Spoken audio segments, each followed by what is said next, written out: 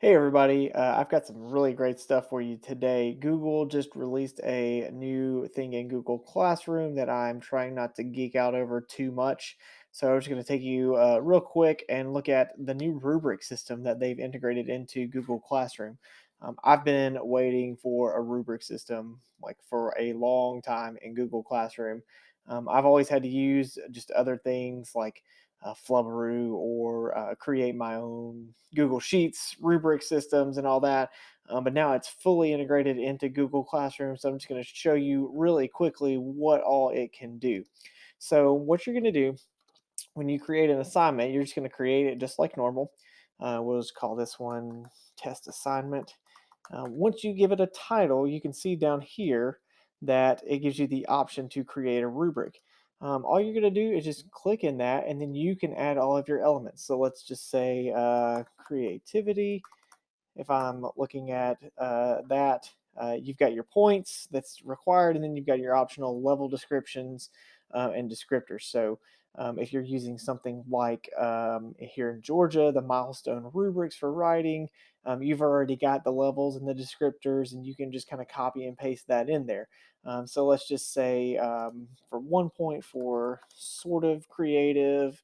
And then if I come over here, I can just add a new point value. So 2 points for creative, and then let's say 3 points for being super creative.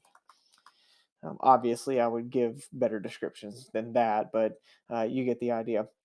If you want to use other criteria, you can just click this button down here that says add a criterion, and then you do the same thing. Give it a title, add the point values, and all that. Once you get done with that, you're just going to click save, and then it's going to add it right there to the assignment page.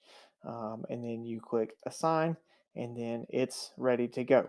When you assign it, your students will be able to see the actual rubric. So if I come over here to this other one I've already created, you'll see this attached rubric right here. It's got 10 criteria, and then you can open it up and see all the different descriptors from there.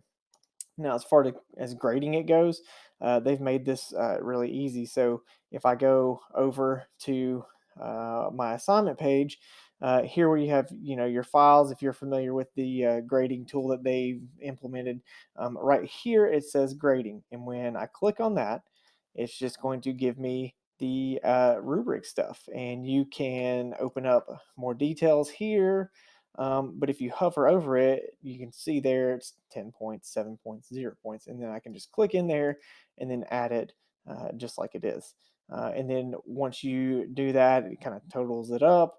Uh, and then you can assign it a grade. It does not have to be like exactly what the rubric says. So let's just say you're using like a 4 point system. So 4 points for excellent work, 3 points for average work, 2 points for a little bit below average. You could still give it a 100-point grade even if the total points is only about 20 points. So it's really great. It's in beta right now, so if you're wanting to use it, you're going to have to fill out the form to sign up for the beta. But I imagine the next few months, Google will be rolling it out for everybody in classroom. This is an awesome tool. I can't wait to use it this year in class. And I hope you guys can take full advantage of it as well.